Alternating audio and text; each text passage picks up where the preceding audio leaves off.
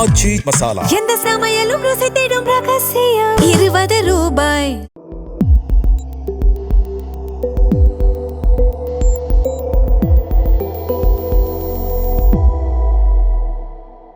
தமிழ் தடம் நேயர்களுக்கு வணக்கம். இன்றைய நேர்காணலில் நம்மோடு இணைந்திருப்பவர் ஊடகவியலாளர் திரு கபிரியல் தேவதாஸ் அவர்கள். சார் வணக்கம். வணக்கம் சார், இப்போ பார்த்தீங்கன்னா டிவிகேக்குள்ள நிறையா குழப்பங்கள் போய்கிட்டு இருக்க மாதிரி நியூஸ் வருது. என்ன அப்படின்னா, அதிமுகலேருந்து வந்த நிறைய பேருக்கு பொறுப்பு கொடுத்துருக்காங்க. அதாவது இப்போ எம்எல்ஏ மினிஸ்டராக இருக்கவங்கள மேலே அவங்களுக்கு பொறுப்பு கொடுத்துருக்காங்க அப்படின்ற மாதிரி நிறைய நியூஸ் வருது. எப்படி பார்க்குறேன்? டிவிகேல பெரிய குழப்பங்கள்லாம் வரும்னு நான் பார்க்கல. குழப்பங்கள் வருவதற்கான வாய்ப்பும் ரொம்ப குறைவு அப்படின்ற மாதிரி தான் பார்க்குறேன். பட் டெஃபினட்டாக குழப்பங்கள் இருக்குது. ஏன் குழப்பங்கள் பெருசாக வராதுன்னு நான் சொல்கிறேன்னா, இப்போ திமுகவில் நீங்கள் ஒருத்தர் அதிகாரத்துலேருந்து தூக்குறீங்கன்னா குழப்பம் வரும். ஏன் குழப்பம் வரும்னா, அங்கே பவர்ஃபுல்லான ஆளாக இருப்பாங்க. இப்போ ஒரு மாவட்டத்தில் ஒரு முக்கியமான தலைவர் இருக்காரு, அந்த தலைவரை நீங்கள் ஓரங்கட்டுன்னு வச்சுக்கோங்க, அவர் பெரிய டேமேஜை கிரியேட் பண்ணுவார். அவருக்கு பெரிய பணபலம் இருக்கும், பெரிய அரசு செல்வாக்கு இருக்கும், அவரு ஒரு பேஸ் அங்கே உருவாக்கி வச்சிருப்பார். ஸோ நீங்கள் அவரை கை வச்சிங்கன்னா கட்சிக்கு பெரிய ஒரு ஆபத்தை ஏற்படுத்தும். ஆனால் தாவேக்காவை பொறுத்தளவில் அப்படி கிடையாது. தாவேக்காவை பொறுத்தளவில் அங்கே இருக்கக்கூடிய அமைச்சர்கள் எம்எல்ஏஸுக்கெல்லாம் பெரிய செல்வாக்கு கிடையாது. விஜய் அப்படின்ற ஒரு தலைவருக்கு தான் பெரிய செல்வாக்கு இருக்கு. அஃப்கோர்ஸ் அங்கே செங்கோட்டையன் மாதிரியான சில தலைவர்கள் இருக்காங்க, பட் அவங்கெல்லாம் எக்ஸப்ஷன்ஸ் அவங்க. ஆனால் மோஸ்ட்லி விஜய் அவர்களோட ரசிகர்களாக இருந்து அரசியலுக்குள்ள பதவியெல்லாம் வாங்கியிருக்காங்கல்ல, அவங்களுக்கு பெரிய பேஸ் கிடையாது. இப்ப திமுக தலைவர்களுக்கோ அதிமுக தலைவர்களுக்கோ ஒரு பேஸ் இருக்கும் இல்லையா, அந்த மாதிரி ஸ்ட்ராங்கான பேஸ் இருக்காது. ஸோ இப்ப அவங்கள நீங்க ஓரங்கட்டினாலுமே அவங்களால பெரிய டேமேஜை ஏற்படுத்த முடியாது. இன்னைக்கு சாதாரண விஜய் ரசிகர்களுக்கு பெரிய பெரிய வாய்ப்புகள்லாம் வழங்கப்பட்டிருக்கு. இது அவங்களுக்கு பம்பர். ஸோ இது கிடைச்சதே அவங்களுக்கு பெரிய விஷயம்தான். நாளைக்கு அவங்க ஓரங்கட்டப்படுறாங்கன்னா அஃப்கோர்ஸ் அவங்களுக்கு வருத்தங்கள் இருக்கும். ஆனா கட்சி ரெண்டா உடைஞ்சிரும், பெரிய குழப்பங்கள் வந்துடும், அதெல்லாம் வராது. ஏன்னா அவங்களுக்கு தெரியும் நமக்கு இவ்வளோ கிடைச்சதே பெரிய விஷயம்னு அவங்களுக்கு தெரியும். ஸோ அதனால பெரிய குழப்பங்கள் வரும்னு பார்க்கல. ஆனால் விஜய் அவர்களோட ரசிகர்கள் புரிஞ்சுக்கணும், தாவேக்கா பவருக்கு பாதிக்கப்படுறது மக்கள் அப்படின்றத தாண்டி முதல்ல விஜய் ரசிகர்கள் தான் பாதிக்கப்படுறாங்க. தாவேக்கா நாங்கள் ஊழல்லாம் ஒழிக்க போகிறோம் அது இதெல்லாம் சொல்லி பவருக்கு வராங்க.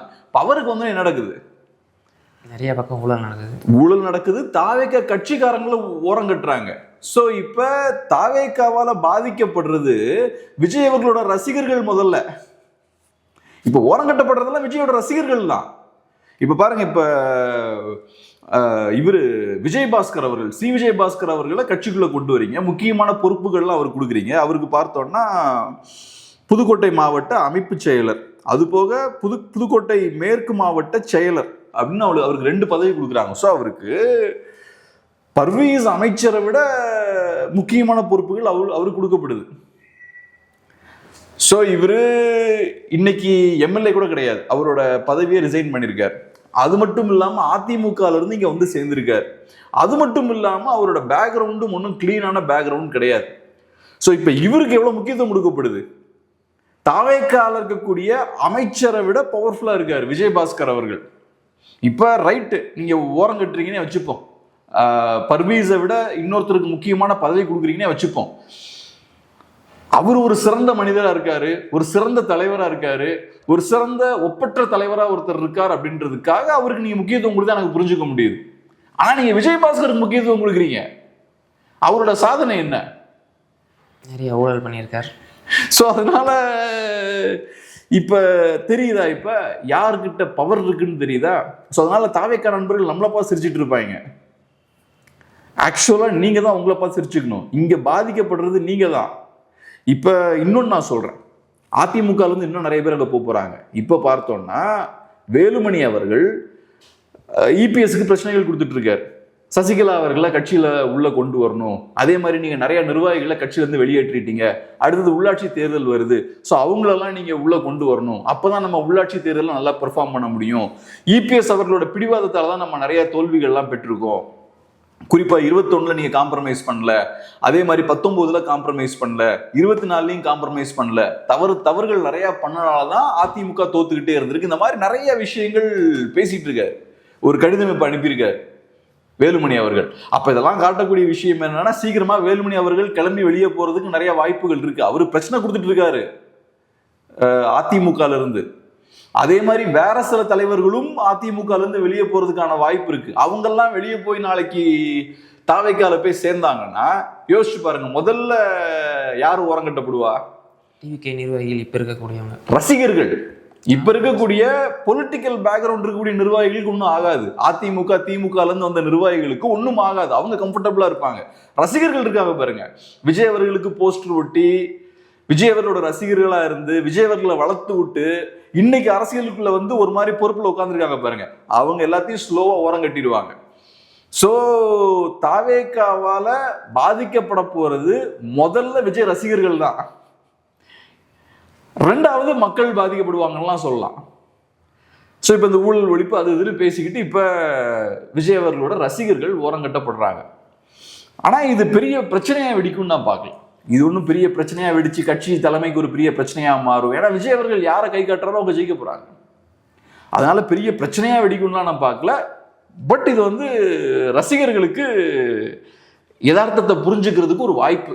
இல்லை ஜெயிக்காதவங்க ஓகே, ஆனால் இப்போ ஜெயிச்சு மினிஸ்டராக இருக்காங்க, எம்எல்ஏஸாக இருக்காங்க போது அவங்க கூட எந்த பாதிப்பும் ஏற்படுத்த முடியாதுன்னு பாருங்க. இப்போ நீங்களே புரிஞ்சுக்கோங்க, பர்வீஸ் வந்து அமைச்சராக இருக்க, விஜயபாஸ்கர் அவர்கள் இப்போ எம்எல்ஏ கூட கிடையாது.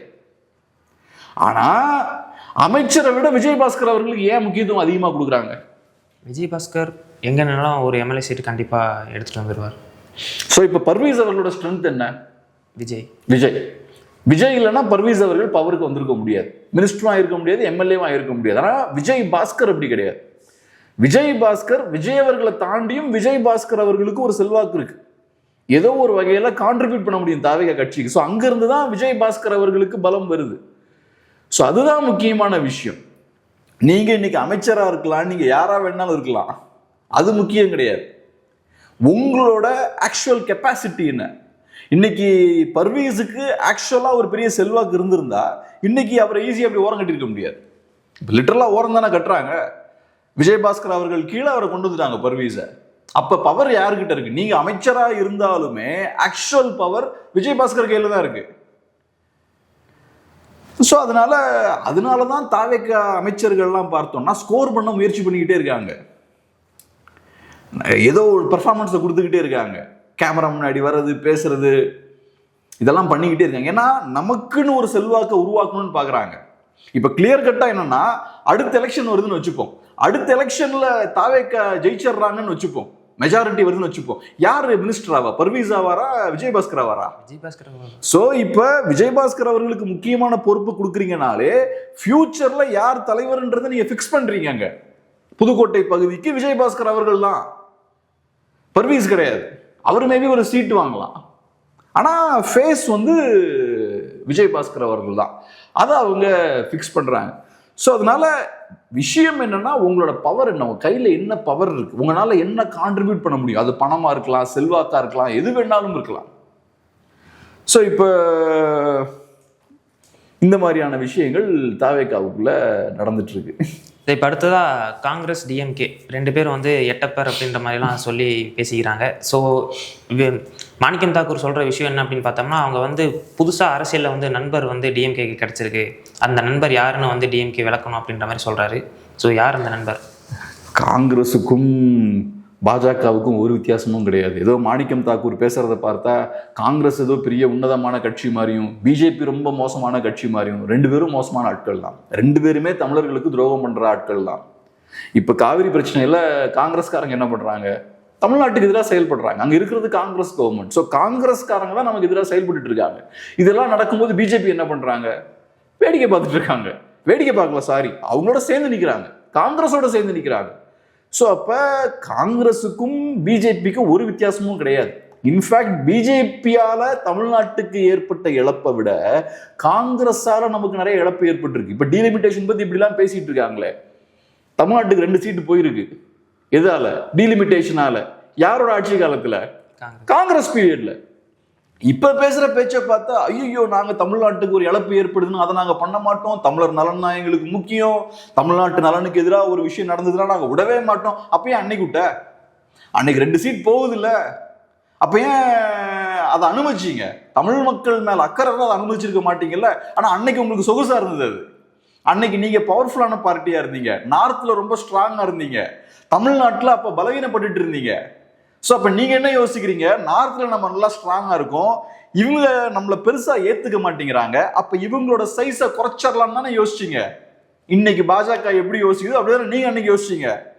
இல்ல தமிழ் மக்கள் மேல அக்கறை இருந்தா இப்படி நீங்க பண்ணிருக்க மாட்டீங்க. ஸோ அப்ப நீங்க தான் முதல்ல 2 சீட்டை பறிச்சிருக்கீங்க. பாஜக முயற்சி பண்றாங்க, அதுக்கான விருப்பம்லாம் அவங்களுக்கு இருக்குன்றதான் எனக்கு புரியுது. ஆனா நீங்க ஏற்கனவே செஞ்சுட்டீங்க. ஸோ நீங்க பாஜக விட யோகியம் எல்லாம் கிடையாது, பாஜகவை விட மோசமான கட்சி. இன்ஃபேக்ட் நீங்க செஞ்ச விஷயத்த பாஜகவால செய்ய முடியும்னு நம்பல. அவங்களோட எண்ணம் அதுவா இருக்கலாம். ஏன்னா அவங்கள பொறுத்தளவுல நார்த்ல அவங்களுக்கு நிறைய பவர் இருக்கு, சவுத்ல ஒண்ணுமே பண்ண முடியல. ஸோ அந்த வகையில் அவங்களுக்கு அந்த எண்ணம் இருக்கலாம். தமிழ்நாடு மாதிரியான மாநிலங்களுக்கு பெரிய வெயிட்டேஜ் இருக்கக்கூடாது, இருந்தா நமக்கு நல்லது இல்லைன்ற அரசியல் ரீதியான ஒரு பார்வை அவங்களுக்கு இருக்கலாம். ஆனா அதை அவங்களால செய்ய முடியாது. ஏன்னா இன்னைக்கு வேற மாதிரியான சூழல் இருக்கு. நீங்க அதை செய்யும் போதே பெரிய எதிர்வினை எல்லாம் வந்தது. இன்னைக்கு டீலிமிட்டேஷனே ஃப்ரீஸ் பண்ணியாச்சு, லாஸ்ட் 50 இயர்ஸை ஃப்ரீஸ் பண்ணியாச்சு. ஸோ அதனால மாணிக்கம் தாக்கூர் அவர்கள் பேசும்போது அவங்க பாஜகவோட அண்டர்ஸ்டாண்டிங்ல இருக்காங்க, ஏதோ பாஜகவோட அண்டர்ஸ்டாண்டிங்ல இருந்து அது பெரிய தவறு மாதிரி, இவங்களோட அண்டர்ஸ்டாண்டிங்ல இருந்து அது ஏதோ பெரிய புண்ணியம் மாதிரி. 2 பேரும் ஒண்ணுதான், 2 பேரோட அண்டர்ஸ்டாண்டிங்ல இருக்கிறதும் தப்பு தான். அதை முதல் புரிஞ்சுக்கணும். இவங்க ஏதோ பெரிய ரொம்ப பெரிய உயரமான இடத்துல நின்று பேசுறது காங்கிரஸ். அதே மாதிரி இப்ப அடுத்த சண்டை வருது, அடுத்த சண்டைக்கு வருவோம். யார் எட்டப்பர் அப்படின்ற சண்டை. திமுக காங்கிரஸோடையும் கூட்டணி வச்சிருக்காங்க, பாஜகவோடையும் கூட்டணி வச்சிருக்காங்க. நாளைக்கு திமுக பாஜக பக்கம் போறதுக்கும் தயங்க மாட்டாங்க. அதை நான் கிளியரா சொல்றேன். நான் ஒன்றும் சர்டிபிகேட்லாம் யாரும் கொடுக்க முடியாது. ஏன்னா இதுக்கு முன்னாடியும் திமுக பாஜக கிட்ட போயிருக்காங்க, இதே மாதிரி பெரிய பாஜக எதிர்ப்புலாம் பேசிக்கிட்டு அப்படியே சைலண்டா அந்த பக்கம் போயிருக்காங்க. இன்னைக்கும் அவங்க அதை செய்ய மாட்டாங்கன்னு சொல்ல முடியாது, தாராளமா அதை செய்வாங்க. ஏன்னா பெரிய கொள்கை கோட்பாடெல்லாம் ஒன்றும் கிடையாது, அவங்கள பொறுத்தளவுல பண அரசியல் தான். இப்ப நம்ம தாவேக்கா பத்தி பேசும்போது சொன்னோம் இல்லையா, அமைச்சர்கள் அவங்களோட இடத்த தக்க வச்சுக்க முயற்சி பண்றாங்க அப்படின்லாம். ஸோ இப்ப அமைச்சர்கள் தங்களோட இடத்த தக்க வைக்கணும்னா பணம் ரொம்ப அவசியம். பணம் இல்லைன்னா அவங்களை சுத்தி ஒரு 10 பேர் வரமாட்டாங்க. பணம் இல்லைன்னா அடுத்த எலெக்ஷன் நீங்க ஜெயிக்க முடியாது. பணம் இல்லைன்னா உங்களுக்கு அரசியல் எதிர்காலம் கிடையாது. ஸோ இப்போ பணம் சம்பாதிக்கிறதுக்கான வேலையை தான் எல்லா தலைவர்களும் பெரிய அரசியல்வாதிகளும் பண்ணுவாங்க. இவங்களும் அதே தான், மற்றவங்களை விட திமுக இன்னும் எஃபெக்டிவா பண்ணுவாங்க. தமிழ்நாட்டு அரசியல்ல உள்ளதையும் நல்லா பணத்தை ஜென்ரேட் பண்ணக்கூடிய கெப்பாசிட்டி எந்த கட்சிக்கு இருக்கு? இப்போதைக்கு டிஎம்கே. கண்ணை மூடிட்டு எப்பவுமே டிஎம்கே தான் எனக்கு தெரிஞ்சு. அந்த வேலையை திமுக எஃபெக்டிவா பண்ணுவாங்க. ஸோ அதனால திமுகவை பொறுத்தளவுல அவங்களுக்குன்னு சில நலன்கள் இருக்கு. நம்ம சேஃபா இருக்கணும், நமக்கு எந்த பிரச்சனையும் வந்துடக்கூடாது, நம்ம எதிர்காலம் நல்லா இருக்கணும், அதுக்கு என்ன தேவையோ அவங்க பண்ணுவாங்க. அப்படிதான் அவங்க பாஜக கூட போய் அலையன்ஸ் வச்சாங்க. ஆனால் இப்போ அந்த அரசியல் எடுபடுமா? ஏன்னா பிஜேபியை எதிர்க்கிறதே பிரதான கொள்கையை வச்சிருக்காங்க டிஎம்கே. இதுக்கப்புறம் போய் எல்லாம் காலம் தாங்க தீர்மானிக்கும். அன்னைக்கு ஏன் அவங்க பாஜக கிட்ட போனாங்க? பாஜக கிட்ட போனதால அவங்களுக்கு பெரிய லாபம் இருந்தது, அதிகாரம் கிடைச்சது. அப்புறம் ஏன் காங்கிரஸ் கிட்ட போனாங்க? காங்கிரஸ் கிட்ட போனப்ப காங்கிரஸ் கிட்ட இருந்து நல்ல பெரிய லாபம் கிடைச்சது, பெரிய பவர் கிடைச்சது அவங்களுக்கு. ஸோ அதனால காங்கிரஸோடையும் சேர்ந்து பயணிச்சாங்க. இன்னைக்கு சூழல் மாறிட்டு இருக்கு. சூழல் ஏன் மாறுதுன்னு சொல்றேன்னா, இப்ப அவங்க இந்தியா அலையன்ஸ்ல இல்ல, இந்தியா அலையன்ஸ்ல இருக்க முடியாது. காங்கிரஸ் பார்ட்டியை பொறுத்தளவுல தாவேக்காவோட போய் சேர்ந்தாச்சு. இப்ப இந்தியா அலையன்ஸ்குள்ள நீங்க இருக்க முடியாது, உங்களுக்கு அந்த சூழல் இல்லை. ஸோ இப்ப நீங்க இந்தியா அலையன்ஸ்ல இல்லை. அப்ப நீங்க இந்தியா அலையன்ஸுக்கு வெளியே இருந்து பழையபடி பாஜகவை எதிர்த்து அரசியல் பண்றீங்கன்னா அதனால வரக்கூடிய லாபத்தை யார் அறுவடை பண்ணுவா? காங்கிரஸும் தாவேக்காவும் அறுவடை பண்ணிட்டு போயிருவாங்க. ஏன்னா அவங்க தான் நேஷனல் லெவல்ல பிஜேபி எதிர்க்கிறாங்க. ஸோ நேஷனல் லெவல்ல பிஜேபி எதிர்க்கக்கூடிய ஒரு பார்ட்டியை தான் பிஜேபி எதிர்ப்பு கட்சியா மக்கள் பார்ப்பாங்க. ஸோ நீங்க தனியா வெளியே நின்று பிஜேபியை எதிர்த்தாலும் அதனால வரக்கூடிய அரசியல் லாபங்கள் அந்த சைடு போயிடும். ஸோ அதனால இப்ப திமுகவுக்கு வேற என்ன வழி இருக்கு? பிஜேபியை எதிர்க்கிறதால பெரிய லாபம் இல்லை. நீங்க இப்ப டிவிக்கேவை எதிர்க்க போறீங்க. இங்க உட்காந்து டிவிக்கே உங்களை திட்டி தான் அரசியலே பண்ணிட்டு இருக்காங்க. ஸோ இப்போ ஒரு குழப்பமான ஒரு நிலை இருக்கு. திமுக இதெல்லாம் பார்ப்பாங்க, எனக்கு எது லாபம்ன்றதும் அவங்க பார்ப்பாங்க. இல்ல பிஜேபி வந்தாச்சுன்னா தமிழ்நாட்டுக்கு பேராபத்து வந்துடும் அப்படின்லாம் பார்க்க மாட்டாங்க. பேராபத்து தமிழ்நாட்டுக்கு வரதை தாண்டி டிஎம்கேக்கு நிறைய பேக் ஃபயர் ஆக வாய்ப்பு இருக்கு. இப்போ நீங்க என்ன பண்ணலாம்னு நினைக்கிறீங்க? சரி, அவங்க பிஜேபி எதிர்ப்பே பேசிட்டு இருக்காங்கன்னு வச்சுப்போம். காங்கிரஸும் பிஜேபி எதிர்ப்பு பேசுறாங்க, தாவேக்காவும் நாங்க பிஜேபிக்கு எதிராக இருக்கிற மாதிரி காட்டிக்கிறாங்க. இல்லை இவங்க கட்டமைக்கிறது என்ன அப்படின்னா டிவிக்கே வந்து பிஜேபிங்கிற வார்த்தையை வந்து சொல்கிறதே இல்லை. எந்த அமைச்சர்களும் சரி எதாக இருந்தாலும் சரி பிஜேபிங்கிற வார்த்தை கூட யூஸ் பண்ணாமல் அந்தளவுக்கு பிஜேபியோட இணக்கமாக இருக்காங்க அப்படின்ற மாதிரி தான் இவங்க பில்ட் பண்ணிட்டு வராங்க டிஎம்கே. ஸோ இவங்க வந்து பிஜேபியோட பின்னாடி இருக்காங்க அப்படின்ற மாதிரி தான் சொல்லி இவங்க அந்த கட்டமைப்பெல்லாம் பண்ணலாம். ஆனால் இன்னைக்கு அது எடுபடாது. இன்னைக்கு அது பெருசாக எடுபடாதுன்றது என்னோட பார்வை. ஏன் இன்னைக்கு பெருசாக எடுபடாதுன்னா கம்யூனிஸ்டுகளாக இருக்கலாம், விசிகேவாக இருக்கலாம், காங்கிரஸாக இருக்கலாம், எல்லாருமே தாவேக்காவோட இருக்காங்க. ஸோ அது போக தாவேக்காவும் அதிமுக பண்ண தப்பு பண்ணல. அவங்க பாஜகவை எதிர்க்கிறதுல தயக்கம் காட்டுறாங்க. பாஜகவை எதிர்க்க முடியல, பாஜகவை பார்த்து பயப்படுறாங்க. ஆனால் பாஜகவோட நாங்கள் க்ளோஸாக இருக்கோன்ற தோற்றத்தை அவங்க ஏற்படுத்தலை. முடிஞ்ச அளவுக்கு பாஜகவோட ஒரு டிஸ்டன்ஸ் மெயின்டைன் பண்ணுறாங்க. இந்த மாதிரி டீலிமிட்டேஷன் இஷ்யூவெல்லாம் அது கரெக்டாக யூஸ் பண்ணிக்கிறாங்க. ஸோ இப்போ திமுக இந்தியா அலையன்ஸில் இல்லை. இப்போ மைனாரிட்டி ஓட்ஸ்லாம் இதுக்கு முன்னாடி எதுக்கு திமுக வந்துகிட்டே இருந்தது? காங்கிரஸ் கூட. அது காரணம் என்னன்னா திமுக இந்தியா அலையன்ஸில் இருந்தாங்க, காங்கிரஸ் இந்தியா அலையன்ஸ்ல இருந்தது. ஸோ காங்கிரஸ் பார்ட்டியை பொறுத்தளவு நேஷனல் லெவலில் காங்கிரஸ் பார்ட்டி தான் பிஜேபிக்கு எதிரான மெயினான பார்ட்டி. அலையன்ஸ் வைஸ் பார்த்தோம்னா இந்தியா அலையன்ஸ் தான் பிஜேபிக்கு எதிரான பிரதானமான ஒரு பொலிட்டிக்கல் ஃபார்மேஷன். அப்போ பிஜேபியை வீழ்த்தணும்னா இந்தியா அலையன்ஸுக்கு தான் ஓட்டு போடணும், வேற ஆப்ஷனே கிடையாது. அப்போ மைனாரிட்டி ஓட்ஸ் பார்த்தோம்னா ஆட்டோமேட்டிக்காக இங்கே ஷிஃப்ட் ஆயிடும். இப்போ அந்த அட்வான்டேஜ் உங்களுக்கு இல்லை. மேபி கொஞ்சம் மைனாரிட்டிஸ் போடுவாங்கன்னு வச்சுப்போம், 50% போடுறாங்கன்னு வச்சுப்போம். மைனாரிட்டிஸை தாண்டி இங்கே ஆன்டி பிஜேபி ஓட்ஸ் இருக்குது தமிழ்நாட்டில். ஆனால் 50% உங்களுக்கு அடி வாங்குது இல்லை, அந்த சிக்கல் இப்போ திமுகவுக்கு இருக்கு. அப்புறம் மைனாரிட்டி ஓட்ஸ் பார்த்தா கணிசமாக இப்போ டிவிகேக்கு ஷிஃப்ட் ஆகிருக்கு. முஸ்லீம் ஓட்ஸ் கொஞ்சம் போயிருக்குன்றாங்க, கிறிஸ்டின் ஓட்ஸ் பெரிய லெவலில் போயிருக்குன்றாங்க, காங்கிரஸும் இப்போ அங்கே இருக்காங்க. ஸோ இதெல்லாம் உடச்சி சரி பண்ணுறது கஷ்டம் திமுகவுக்கு. அப்போ திமுகவை பொறுத்தளவில் இப்போ பாஜகவோட போகிறாங்கன்னு வச்சுப்போம், அவங்களுக்கு இழக்கிறதுக்கு என்ன இருக்குது? ஒரு 5 monthsக்கு முன்னாடி இழக்கிறதுக்கு நிறைய இருந்தது. பாஜகவோட திமுக போயாச்சுன்னா மைனாரிட்டி ஓட்ஸ் போயிடும், ஆன்டி பிஜேபி ஓட்ஸ் போயிடும், எல்லாமே போயிடும் அப்படின்ற ஒரு சூழல் இருந்தது. இன்னைக்கு யோசிங்க, திமுக போய் பாஜகவோட சேர்றாங்க, இழக்கிறதுக்கு என்ன இருக்கு? நேத்தை விட இன்னைக்கு கம்மின்னு வச்சுக்கலாமா? ஒண்ணுமே இல்லைன்னு சொல்ல மாட்டேன், ஆனா நேத்தை விட இன்னைக்கு இழக்கிறதுக்கு திமுகவுக்கு கம்மி தான். அப்ப அவங்களுக்கு ரிஸ்க் கம்மியாயிட்டு இருக்குல்ல. அவங்களுக்கு ரிஸ்க் கம்மியாக கம்மியாக அங்க போறதுக்கான வாய்ப்புகள் அதிகமாயிட்டு இருக்கும். பாஜகவோட நான் சேர்ந்தா எனக்கு வரக்கூடிய ரிஸ்க் கம்மியாயிட்டு இருக்குன்னா அப்ப நான் அங்க போறதுக்கான வாய்ப்புகள் அதிகமாயிட்டு இருக்கும்.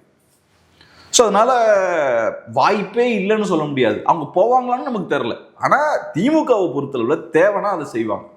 அவங்க தயங்கக்கூடிய ஆட்கள் கிடையாது. அங்க போனா நமக்கு லாபம்னா டெஃபினட்டா பண்ணுவாங்க.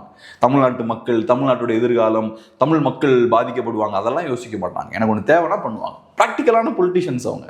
இப்போ நிர்மல்குமாரும் அதே தான் சொல்கிறாரு, பாஜகவோட திமுக இணக்கமாக இருக்குது, அவங்க கூட்டணி வைக்க கூட தயங்க மாட்டாங்க அப்படின்ற மாதிரி சொல்கிறாரு. இப்போ அதான் நான் சொன்னது தான், திமுகவுக்கு நம்ம சர்டிஃபிகேட்லாம் கொடுக்க முடியாது. அதே மாதிரி தாவேக்காவும் அப்படிதான். நிர்மல்குமார் பாஜக வந்தவர் தானேங்க. என்ன இப்போ என்ன பெரிய செக்குலர் ஃபோர்ஸாக மாறிட்டாரா அவர்? இதுக்கு முன்னாடி பாஜக தானே இருந்தார். ஸோ அவங்களோட கொள்கையெல்லாம் ஏற்று தானே அங்கே இருந்தார். இப்போ திடீர்னு என்ன ஆச்சு? ஸோ அன்னைக்கு ஏன் பாஜக இருந்தார், இன்னைக்கு ஏன் தாவேக்காவுக்கு வந்தார்? சீட்டு தான். இடப்பட்ட காலத்தில் வேற இடத்துக்கும் போயாச்சு. ஸோ அப்போ அவருக்கு பார்க்குறாரு, சில விஷயங்கள் நடக்கும்னு நினைக்கிறாரு, நடக்கல. எங்கே வாய்ப்பு அதிகமாக இருக்கோ அங்கே அப்படியே போறாருல. ஸோ நிர்மல்குமார் எப்படி அவருக்கு தேவையான இடங்களுக்கு கட்சி தாவல்லாம் நடக்குதோ, ஸோ அவரோட நலன் சார்ந்ததை பண்றாரு. அதே மாதிரி திமுகவும் அவங்க நலன் சார்ந்து பண்ணுவாங்க. இப்போ சில கட்சிகளுக்கு ஸ்ட்ராங்கான கொள்கை இருக்கும், ஸ்ட்ராங்கான கோட்பாடு இருக்கும். அப்ப இப்ப பிஜேபி எடுத்துக்கோங்க, பிஜேபிக்கு ஸ்ட்ராங்கான ஒரு கொள்கை இருக்கு. இப்ப அதை நான் ஏத்துக்க மாட்டேன், நான் அதுக்கு எதிரானவன். ஆனா அவங்க இந்துத்துவ கொள்கையில ஸ்ட்ராங்கா இருக்காங்க. இப்ப நாளைக்கே அவங்க திமுகவோட போய் சேர்றாங்கன்னு வச்சுப்போம், அப்ப என்ன ஆகும்? பிஜேபி காணாம போயிடும். பிஜேபி திமுக அலையன்ஸுக்கு போய் சேர்றாங்கன்னா பிஜேபியில கூடிய ஆட்கள் பாதி பேர் தமிழ்நாட்டில் வெளில போயிடுவாங்க பிஜேபியில இருந்து. இப்ப என்டிகே போய் திமுகவோட அலையன்ஸ் வைக்கிறாங்கன்னு வச்சுப்போம், இல்ல அதிமுகவோட அலையன்ஸ் வைக்கிறாங்கன்னு வச்சுப்போம். திராவிட எதிர்ப்பு பேசியே வந்த கட்சி அது. என்டிகேல இருக்கக்கூடிய பாதி பேர் வெளில போயிடுவாங்க. ஆனா டிவிகேவுக்கு அந்த பிரச்சனை எல்லாம் எதுவும் கிடையாது. டிஎம்கேவுக்கும் ஒரு காலத்துல அந்த பிரச்சனை இருந்தது. ஒரு 50 இயர்ஸ்க்கு முன்னாடி ஐடியாலஜிக்கலா ஸ்ட்ராங்கா இருந்த கட்சி, பிடிப்போட இருந்த கட்சி, அந்த காலத்துல காம்ப்ரமைஸ் பண்ணியிருந்தா பெரிய சிக்கலா இருக்கும். ஆனா இன்னைக்கு ஐடியாலஜிக்கலா அங்க ஒரு பெரிய டைல்யூஷன் நடந்திருக்கு. அப்புறம் நான் சொன்ன மாதிரி இங்க சூழலும் மாறிடுச்சு, பயங்கரமா அரசியல் சூழலும் மாறி இருக்கு. பிஜேபி எதிர்ப்பு அவங்களுக்கு பெருசா இப்ப டிவிடன்ஸ் கொடுக்க மாட்டேங்குது. ஸோ இந்த ஃபேக்டர்ஸ்லாம் சேரும் போது மேபி அவங்க பல்ட்டி அடிக்கலாம். தாவேக்காவை பொறுத்தளவுல ஒரு சிக்கலுமே அவங்களுக்கு கிடையாது. தாவேக்கா காங்கிரஸோடையும் கூட்டணி வைக்கலாம், பாஜகவோடையும் கூட்டணி வைக்கலாம், யாரும் ஒன்றும் பெருசாக கண்டுக்க போகிறது கிடையாது. இப்போ என்னன்னா தமிழ்நாட்டில் பாஜக எதிர்ப்பு மனநிலை இருக்கு, மக்கள் கொஞ்சம் கேர்ஃபுல்லாக பார்க்குறாங்க, அதனால கொஞ்சம் அடக்கி வாசிக்கிறாங்க. அது போக அவங்களுக்கு தெரியும் திமுக கிட்ட இருக்க வாக்குகள்லாம் பாஜக எதிர்ப்பு வாக்குகள். ஸோ திமுகவை காலி பண்றதுக்கு இதெல்லாம் யூஸ் பண்றாங்க. ஸோ தாவேக்கா இப்படிலாம் பேசினா உடனே தாவேக்கா ஏதோ பாஜக எதிர்ப்பு கட்சிலாம் நினைச்ச கூடாது. அவங்களுக்கு தேவைன்னா தாராளமா திமுக பண்ற அதே வேலையை தாவேக்காவும் பண்ணுவாங்க. திமுகவுக்காவது ஒரு சிக்கல்கள் இருக்கும், உள்ளுக்குள்ள கொஞ்சம் அந்த கொள்கை பிடிப்பு உள்ள ஆட்கள்லாம் கொஞ்சம் பேர் இருக்காங்க திமுகவுக்குள்ள. தாவேக்கால யார் இருக்கா?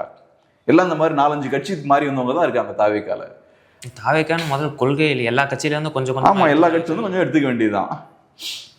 ஸோ உங்களுக்கு பெரியாரை பிடிக்குன்னா இந்தாங்க பெரியார், உங்களுக்கு அம்பேத்கர் பிடிக்குன்னா இந்தாங்க அம்பேத்கர், ஒவ்வொரு தலைவரையும் வச்சுப்பீங்க, எல்லாமே நாங்கள் தான்.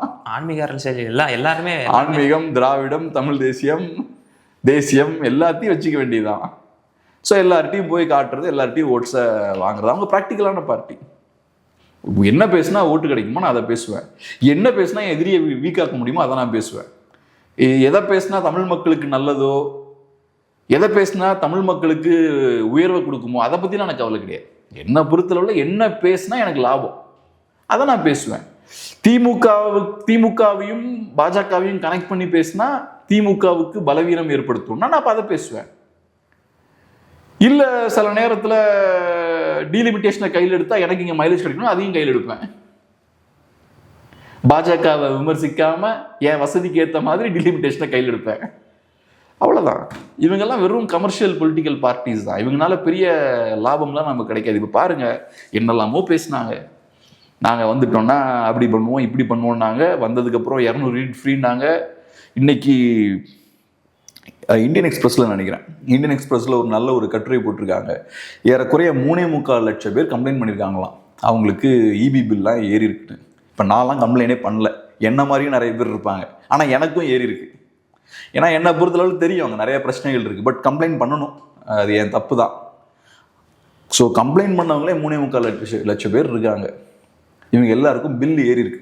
இவங்க சொன்னது என்னன்னா, நாங்கள் வந்தோம்னா ஊழலை ஒழிச்சிருவோம், நாங்கள் ஃப்ரீயாக 200 யூனிட்னாங்க.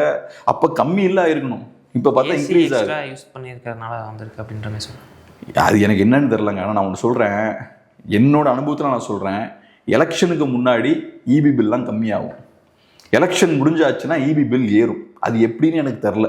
அதை டேலி பண்ணிக்கிறாங்களோ அதெல்லாம் எனக்கு தெரில. ஆனால் என்னோட அனுபவம் இதுதான். நீங்கள் சொல்லுங்கள், இப்போ உங்களுக்கு கடைசியாக வந்து இபி பில் இன்க்ரீஸ் ஆகி கம்மியாக இருக்கா? இங்கே வர எல்லார்ட்டையும் நான் கேட்குறேன், நம்ம ஆஃபீஸுக்கு ஏகப்பட்ட பேர் வராங்க, எல்லார்ட்டையும் கேட்குறேன், எல்லாருமே இன்க்ரீஸ் ஆகிட்டுன்னு தான் சொல்கிறாங்க.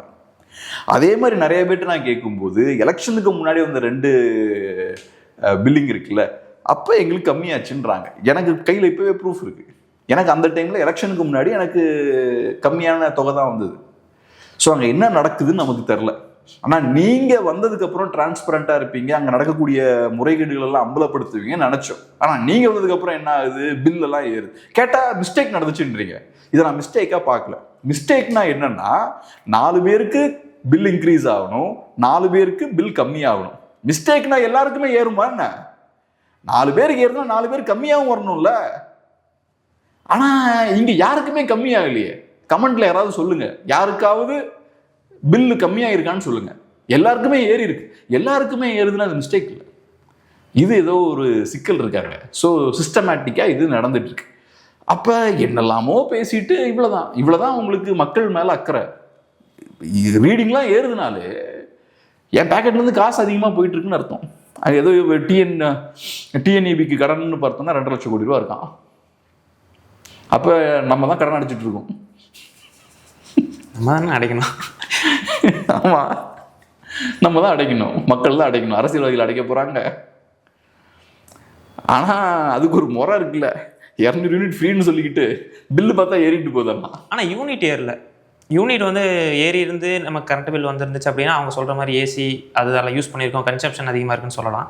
ஆனால் யூனிட் வந்து கம்மி, அதே நார்மலாக எப்போ யூஸ் பண்ணுற யூனிட் தான் யூஸ் பண்ணியிருக்காங்க. ஆனால் பில்லு மட்டும் ஜாஸ்தி வந்துருக்கு. அதான் அங்கே என்ன நடக்குதுன்னு நமக்கு தெரில. ஆனால் ஏதோ நிறையா குளறுபடிகள் இருக்குது, கடனும் இருக்குது.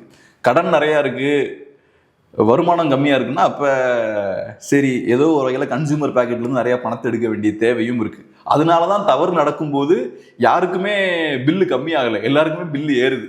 தவறுன்னு அப்படிதானே, யதார்த்தமாக தவறு நடக்குதுன்னா 4 பேர் கம்மியாகணும், 4 பேருக்கு அதிகமாகணும். ஆனால் இங்கே எல்லாருக்கும் கரெக்டாக ஏறுது. அப்போ ஏதோ ஒன்று சிஸ்டமேட்டிக்காக இங்கே பண்ணிக்கிட்டு இருக்காங்க. ஆனால் இதை எதையும் ஓப்பனாக பேச மாட்டேங்கிறாங்க.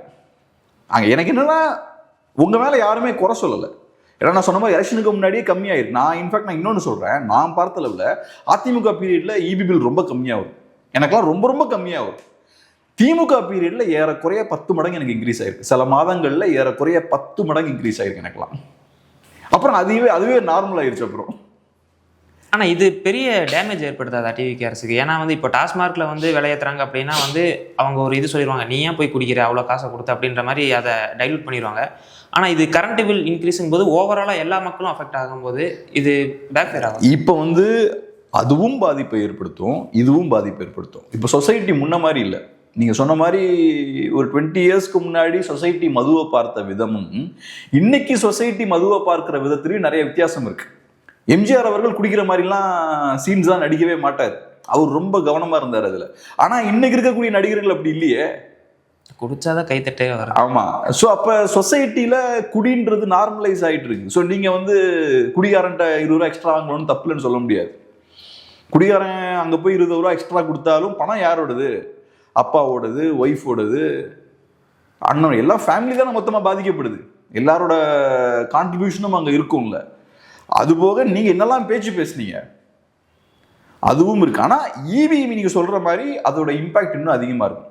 இப்போ குடிகாரர்கள்ட்ட இருந்து எக்ஸ்ட்ரா நீங்கள் பணத்தை வசூல் பண்ணுறீங்க, 10 ரூபா வசூல் பண்ணுறீங்கன்னா அது மேபி ஒரு 50 லட்சம் பேரை பாதிக்கிற ஒரு விஷயமா இருக்கும். அது சீரியஸாக எடுக்கிறது ஒரு 40-50 லட்சம் தான் எடுப்பாங்கன்னு வச்சுப்போம். ஆனால் இபி பில்லாம் இன்க்ரீஸ் ஆகுதுன்னா அது ஒரு அரசை அன்பாப்புலர் ஆக்கி வீழ்த்தக்கூடிய கெப்பாசிட்டி அதுக்கு உண்டு. ஆற்காடு வீராசாமியை மின்வெட்டு வீராசாமி வாங்க முன்னாடி. அப்போ திமுகவோட ஆட்சி வீழ்ந்ததுக்கு மின்வெட்டு பெரிய ஒரு காரணம்னு சொல்லுவாங்க. அப்போ எனக்கு ஞாபகம் இருக்குது, சென்னையில் இருக்கும் போதெல்லாம் நிறைய நேரங்கள் பார்த்தோம்னா பவர் கட் வந்துக்கிட்டே இருக்கும். ஆனால் அது கூட என்னென்னா அந்த டைமில் இண்டஸ்ட்ரியல் க்ரோத் பெருசாக இருந்தது. இண்டஸ்ட்ரீஸ்லாம் வேகமாக எக்ஸ்பேண்ட் ஆன ஒரு காலகட்டம் அது. 2006-11 பார்த்தோம்னா இன்ட்ரெஸ்டிங்கான ஒரு பீரியட் அது, பயங்கரமான க்ரோத் இருந்த ஒரு பீரியட். ஸோ திடீர்னு சொசைட்டி நல்லா வேகமாக வளரும் போது என்ன ஆகும்னா இந்த மாதிரியான ஷார்ட்டேஜஸ்லாம் வரும். ஆனால் மக்களுக்கு அதை பற்றிலாம் அந்த கதையெல்லாம் நீங்கள் மக்கள்கிட்ட சொல்ல முடியாது. நம்ம இண்டஸ்ட்ரீஸ்லாம் வளர்ந்துட்டு இருக்கு, அதனால நைட் நீங்கள் ஃபேன் இல்லாமல் தூங்கலாம் சொல்ல முடியாது. நீங்கள் இதெல்லாம் கரெக்டாக பண்ணணும். இன்னைக்கு பவர் கட்டும் அதிகமாக இருக்குது, அப்புறம் காசும் பேக்கெட்லேருந்து அதிகமாக போயிட்டுருக்கு. திமுக பீரியட்லேயே அதிகமாக நான் சொன்ன மாதிரி பெரிய ஒரு ஜம்ப் இருந்தது. இன்றைக்கி அதை விட பெருசாக இருக்குது. இப்போ நமக்குலாம் சிக்கல் என்னென்னா ஏறக்குறைய 10,000 ரூபா வீட்டுக்கு வருது, 10,000 ரூபா ஆஃபீஸ்க்கு வருது. நம்மளாம் ஒன்றும் பெரிய கம்பெனி நிறுவனம் நடத்தல, சாதாரண சின்ன நிறுவனம் நடத்துகிறோம். அப்போ நமக்கே இவ்வளோ நஷ்டம் வந்துட்டு இருக்கு. அப்புறம் இவர் சித்து இப்போ பேசியிருந்தார்ல, விஜய் சித்துனா 60,000 ரூபா வருதுன்னு சொன்னார். ஸோ இப்போ ஒரு 3-4 ஏசி உங்கள் ஆஃபீஸில் போடுறீங்கன்னா வரும் 60,000 வரும். இப்போ நம்மலாம் ரொம்ப கவனமாக இருக்கும். அட் டைமில் 2 ஏசி போட மாட்டோம். ஒரு ரூமில் ஏசி போட்டால் இன்னொரு ரூமில் ஏசி ஆஃப் பண்ணுறோம். லைட்டெல்லாம் ரொம்ப மேனேஜ் பண்ணி யூஸ் பண்ணிட்டு இருக்கோம். இல்லை நீங்கள் ஒரு பெரிய ஆஃபீஸாக வைக்கிறீங்க, ஒரு 4-5 ஏசி இருக்குன்னா 60,000-70,000 ருபீஸ் ஈஸியாகும். சில பேருக்கு வீட்டு வாடகையை விட கரண்ட் பில் ஜாஸ்தி. அப்போ நீங்கள் பாருங்கள், அப்போ இந்த 60,000 ரூபா ஒருத்தன் வந்து இபி பில் பே பண்ணுறான்னா அது ஒருத்தனையோ 2 பேரையோ வேலைக்கு எடுத்துக்கலாம். அப்போ இந்த பணத்தை நம்ம ஒரு வாட்டர் பேக்கெட்டில் தூக்கி போடுறோம். வாட்டர் பேக்கெட் இது டிஎன்இபி, அங்கே தூக்கி போடுறோம். பணம் வீரியமாயிட்டு இருக்கு, விரயமாயிட்டு இருக்கு. பார்க்கலாம் சார், நிறைய விஷயம் நம்மளோட பார்த்துட்டீங்க. நன்றி.